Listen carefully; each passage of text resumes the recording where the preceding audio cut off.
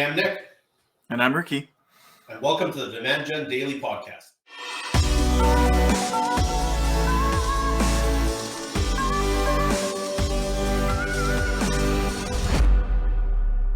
All right, another section of the questions you should be asking an agency if you are in the middle of looking at hiring a brand new agency. Maybe it's your first time.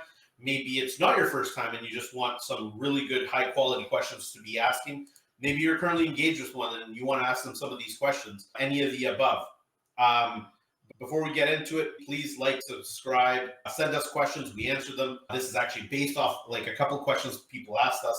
So those are always welcome and we will answer those questions. So this section, we're going to get into expectations and basically setting clear expectations. Like, what does that mean? And people often think it's like, well, it's an agency. They should be taking me through their process. But I'll tell you right now that some agencies set very clear parameters at the front end and others don't. And you want to ensure that, number one, they have a way of expectation setting. And if they don't, that could mean that there's some red flags in terms of how your account's going to be treated because they're just not that organized quite yet. And this varies because, for example, if you ask a single owner operator, how do you onboard me? Like, unless they're very, very operationally minded, they're like, well, I just kind of onboard you and there's this discovery and, then I onboard you. But a good agency is going to have clear methodologies on how to do this. So the first question, what can I expect when we start working together?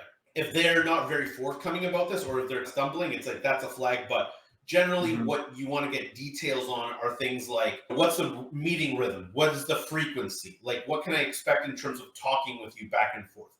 Are there live scorecards? So if you're doing some sort of work for me that is non-creative, is there some kind of live scorecard that I can look at or scorecarding in place? How often are the check-ins going to? What's the process on approvals, right? We're doing some sort of creative work together. Is there an approval process? If there's digital work, is there an approval process? What does that look like? And ultimately, in your opinion, agency, how much of my time will it take for me to go through your onboarding process and ongoing time? Like, what's a time commitment that I need to carve out of my first month and then ongoing to get all of this situated in a way where we're going to have a mutually successful relationship? Yeah, absolutely. And the thing that's so great about expectation settings is that it goes both ways, right? This is not only just for the agency to ensure that results are met and that they're profitable, but it's also for the client side to make sure that your budget and everything that you're doing on your end is in alignment with the targets that you're trying to hit.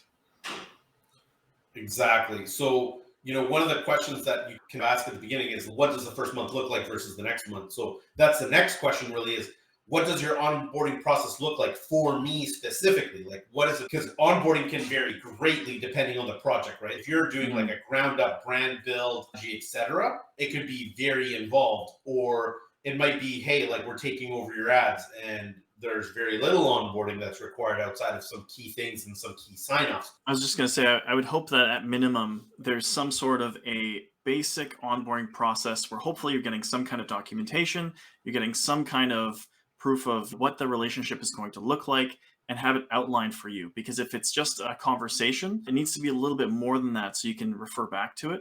That would be at least the minimum standard that I would say. And also make sure that everybody who you're going to be meeting with, not only are you getting to meet them in discovery, but also getting to build those relationships a little bit further up the company so that there's redundancy in place. You'd never want to get into this kind of a commitment and what happens if the person that I'm working with isn't there anymore. You want to make sure that you have a relationship with that person internally, perhaps the person they report to as well, so that you can understand, okay, what's going to happen if this person is no longer available to me?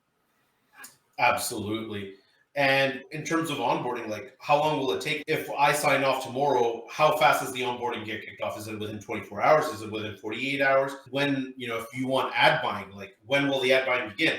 And is there a strategy involved at the front end that you do, whether you show it to me or not, like whether I'm paying for a strategy or not? Are you doing some sort of strategic documentation internally so that you can execute against us? Because some agencies do execute many strategies internally when they kick off. They just don't show the client ever, but they need it in order to be high performing. So they generally do that in the first month. So when can you expect scaling? And, Some other follow-up questions to really ask around this could be things like, is there like a formalized onboarding process that you can send me? Is there like a document you can send me that sets two-way expectations? Is there an outline on how to best work with you? Is there an outline on here's how to give creative feedback or digital feedback or whatever these things are, so that we can really integrate the teams together? How many hours do I need to carve out? How long does onboarding take based on our current set of goals? Does the onboarding change? Is there a different set of onboarding questions or process if our goals change? Because our fiscal year end might be in the middle of the year,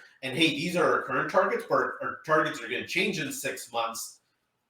Is there a different onboarding if our targets change? Get all of these questions out in the open, because ultimately agencies do have more than one way generally of onboarding people. It's not that different usually, but if you're going to say, hey, these are our targets, and then the next year the targets are totally different, especially like if they go for, hey, it's all about generating leads, and next year it's all about brand position. It's okay, like you should disclose that to the agency as you're coming in, because hey, like there might be this change in the future. What are we going to do about that? So really getting that very clear understanding of the onboarding process. Yeah, and I think also one thing that's super important to get alignment on in the onboarding process is what are you paying for in terms of how are you being serviced? Because there's so many different ways that agencies actually set up their billing with clients. Are you paying for hours? Are you paying for a guaranteed result? What is it exactly that you're paying for? And get very clear on that so that you have no unmet expectation as far as your targets goes. Absolutely. And the thing that I would say that you need to look internally most at is how often do you expect to communicate with the agency? Because that does affect pricing. Even if they're product based, their products of any agency are based on time estimates. So if you know that you want a weekly call with an agency, it might be baked into that price already, but it might not. So you need to really get clear on what is part of what you're actually paying for and what their assumptions are around this. All right, that's all we got for this episode. We have 1 or 2 more of these agency question videos for you. Till next time.